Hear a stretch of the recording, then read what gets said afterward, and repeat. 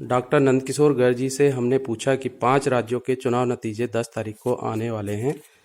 आपका जो 40-50 साल का राजनीतिक अनुभव है, इन नतीजों के विषय में आपका क्या कहना है, यह हम सब जानना चाहते हैं।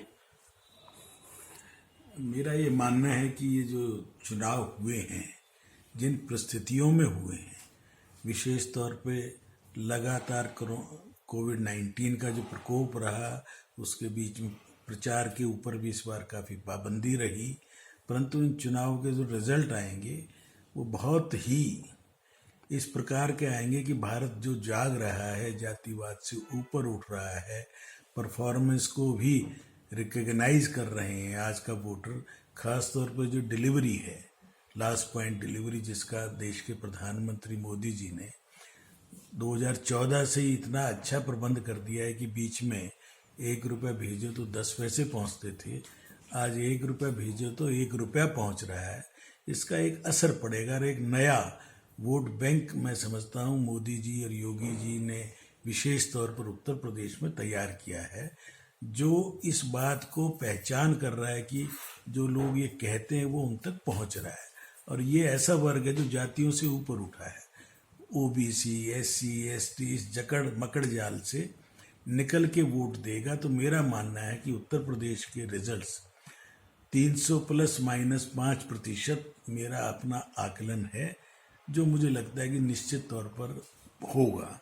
इसी प्रकार से उत्तराखंड के अंदर विशेष तौर पर जिस प्रकार से वहाँ विकास के कार्य हो रही हैं, 4 धाम यात्रा सुगम हो रही है, सड़कें बॉर्डर एरिया तक पहुँच रही हैं, हर घर में नल पहुँच रहा है, मकान मिल रहा है गरीब को, राशन लगातार 1-1.25 साल से मुफ्त में मिल रहा हो, इन सब चीज़ों को। और ख़ास तौर पर जब से धामी जी आए हैं, उन्होंने नौजवान है और नौजवानों की नब्ज़ को पहचान कर 6 महीने में जो मेहनत की है, मुझे लगता है कि वहाँ भी भाजपा की सरकार बनेगी।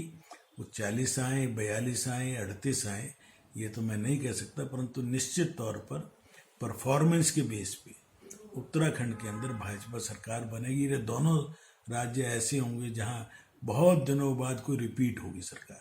उत्तराखंड में तो शायद पहली बार ऐसा होगा, उत्तर प्रदेश में भी शायद पिछले 35 साल में दोबारा वही सरकार आए, ये होगा निश्चित तौर पर। इसी प्रकार से तीसरी स्टेट है मणिपुर। डिस्टर्ब एरिया रहता था, 2-2, 3-3 महीने के बंद होते थे। और पिछले 5 साल के अंदर जो काम हुए हैं, वहाँ पर स्पोर्ट्स यूनिवर्सिटी बनने से लेकर उनकी जो आशाएं थी, आकांक्षाएं थी लोगों की, उनको मोदी जी के नेतृत्व में वहाँ पूरा किया गया है। और वहाँ भी सरकार निश्चित तौर पर एनडीए की बनेगी। भाजपा भी अपने बूते पर लगभग 28 से 32 तक सीटें प्राप्त करेगी। और वहाँ हमारे जो सहयोगी हैं, संगमा जी की पार्टी हो या जेडीयू हैं, जो 12-14 एक्स एमएलए जहाँ से लड़ रहे हैं, वो भी कम से कम 10 सीटें प्राप्त करेंगे। तो उसके अंदर कोई कारण नहीं है कि वहाँ सरकार रिपीट हो, क्योंकि वहाँ लोगों ने जो आतंकवाद देखा था, जो लड़ाई झगड़े देखे थे पिछले 25 साल में, उनको वीरेंद्र मुख्यमंत्री जी ने उनके ऊपर काबू पाया है। अब चौथी स्टेट आ गई गोवा। गोवा लगातार एक ऐसा राज्य है जो छोटा राज्य है, 40 सीटें हैं और स्थिर सरकार लगातार केवल भाजपा दे पाई है कम सीटों के बावजूद। मनोहर पर्रिकर जी का एक जो कद था, उस कद के बेशक आज के मुख्यमंत्री प्रमोद सावंत नहीं है, परंतु वहाँ ईसाइयों को, जो गोवंश हैं, कोंकण हैं, मराठी हैं, उन सबको साथ लेकर एक अच्छी सरकार प्रमोद सावंत ने भी दी है। बहुत छोटी स्टेट के अंदर बिखराव होता है, टीएमसी भी लड़ रही है, आम आदमी भी लड़ रहे हैं, एमजीपी भी लड़ रहे हैं, गोवंश की पार्टी लड़ रही है। उस सब के बावजूद लगभग 40 में से मेरा मानना है सरकार तो भाजपा की बनेगी ही। सीटें वहाँ मेरा मानना है कि 16-17 से लेकर 23-24 तक भाजपा की आ सकती हैं। और बाकी जो छोटे छोटे दल हैं, उनके पास कोई ऑप्शन नहीं होता। केंद्र में जिसका राज्य हो उसके साथ जाने की एक प्रवृत्ति है। प्रमोद सावंत नौजवान हैं, तो बीजेपी की सरकार बनेगी निश्चित तौर पर। अब 5वां राज्य आ गया जो सबसे अस्थिरता की ओर बढ़ रहा है, पंजाब। पंजाब। जो 80s में जो आतंकवाद के कारण डिस्टर्ब रहा। आज भी पूरा पाकिस्तान, इमरान और उनके जो अंदर छिपे बैठे हैं पाकिस्तान को मदद करने वाले लोग, उन सब का पूरा जोर है कि यह पंजाब फिर से डिस्टर्ब हो। लगातार ऐसी घटनाएं हैं। किसान आंदोलन का भी जिस नाम से हुआ था, वही लोग थे सब शामिल जो कनाडा में बसे हुए दूसरे लोग, खालिस्तान को बढ़ावा देने वाले लोग, वो सब वहाँ सम्मिलित हैं। परंतु सौभाग्य से उन सब ने मिलकर चुनाव भी लड़ा है संयुक्त किसान के नाम से। मुझे नहीं लगता वो 1-2 सीट से ज़्यादा ले पाए। परंतु कांग्रेस ने स्वयं हारने के लिए जितना प्रयास कोई कर सकता है दुश्मन, उससे ज़्यादा स्वयं किया है। अमरिंदर सिंह को हटाना कैप्टन को, उसके बाद चन्नी को बनाना, और चन्नी के खिलाफ सिद्धू लगातार घुमा फिरा के अपनी बात कहकर पंजाब को अस्थिर करने में सबसे बड़ा मुझे लगता है खलनायक होगा तो वो नवजोत सिंह सिद्धू होगा, क्योंकि इमरान और बाजवा का मित्र है। उसके कारण से अस्थिरता की ओर बढ़ रहे हैं। आम आदमी पार्टी लोक लुभावन नारों को देकर, सब कुछ फ्री देकर, पेंशन देकर, इतने बड़े बड़े वायदे कर कर मुझे लगता है कि नंबर 1 की पार्टी बन जाएगी। सीटें उसकी 50 से लेकर 55-60 तक जा सकती है और नीचे वो 40 तक, मेरा मानना है 40 से 60 के बीच में उसको सीटें मिलेंगी। कांग्रेस 20-22 तक जाएगी। अकाली दल बीएसपी भी लगभग 18-20 सीटें प्राप्त करेंगे और भाजपा, अमरिंदर सिंह और जो पार्टी अकाली दल वाली है, ये सब मिलके 15 से लेकर 18 तक सीटें इनको मिलेंगी। मुझे लगता है कि वहाँ राष्ट्रपति शासन सबसे उचित एक विकल्प होगा पंजाब को स्थिर करने के लिए और आतंकवादियों को और देश को तोड़ने वाली शक्तियों को ठीक करने के लिए। कैप्टन अमरिंदर सिंह का अपना व्यक्तित्व है।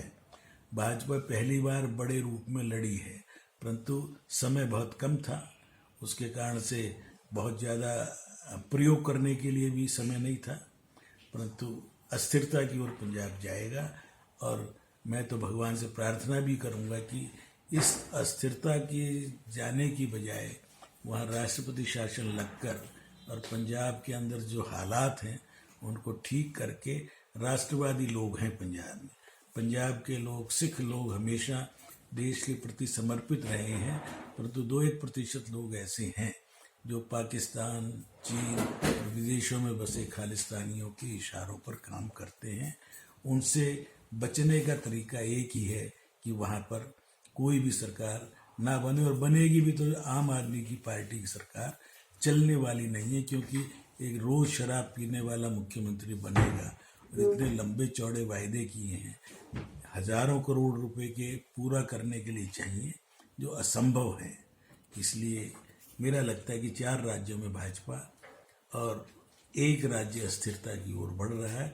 इस चुनाव में सबसे पॉजिटिव बात यह है कि परफॉर्मेंस को आम जनता पहचान रही है। नौकरी, बेरोजगारी, महंगाई ये मुद्दे हैं, परंतु ये मुद्दे ऐसे कब नहीं थे। मैंने जब पहली बार स्कूटर खरीदा तो 1.25 रुपये लीटर पेट्रोल था। आज वो अगर 100 रुपये भी है तो महंगाई तो एक दिन में तो बढ़ी नहीं है। और यूक्रेन युद्ध में मोदी जी ने ये दिखा दिया कि आज विश्व की शक्तियों में उनका नाम है। एकमात्र व्यक्ति जो रूस के राष्ट्रपति से भी बात कर रहा है, यूक्रेन के राष्ट्रपति से भी बात कर रहा है, और सब आशा भरी नज़रों से देख रहे हैं कि मोदी जी इस युद्ध विराम की ओर इन दोनों देशों को समझा बुझाकर 2-3 दिन तक ले जाएंगे, तो भारत का कद और बढ़ेगा, भारत की शक्ति बढ़ेगी। और महंगाई को तो हमें अब झेलना ही पड़ेगा जब तेल आएगा ही बाहर से। और 60 रुपये ये जीरो वाला जो डॉलर था बैरल, आज यदि 140 पे पहुंचेगा तो एक बार तेजी आएगी। हम कम प्रयोग करेंगे और देश के लिए थोड़ा समर्पण करने की आवश्यकता होगी तो करेंगे। देश रहेगा तो हम रहेंगे, ये बात अब सबको समझ में आ रही है। तो मैं तो इतना ही कहूँगा कि राज्यों के नतीजे एग्जिट पोल जो दिखा रहा है उससे भी ज़्यादा पॉजिटिव रूप में आएंगे और मोदी जी आने वाले समय में भारत की तकदीर को और अधिक अच्छा बनाने में कामयाब होंगे। धन्यवाद।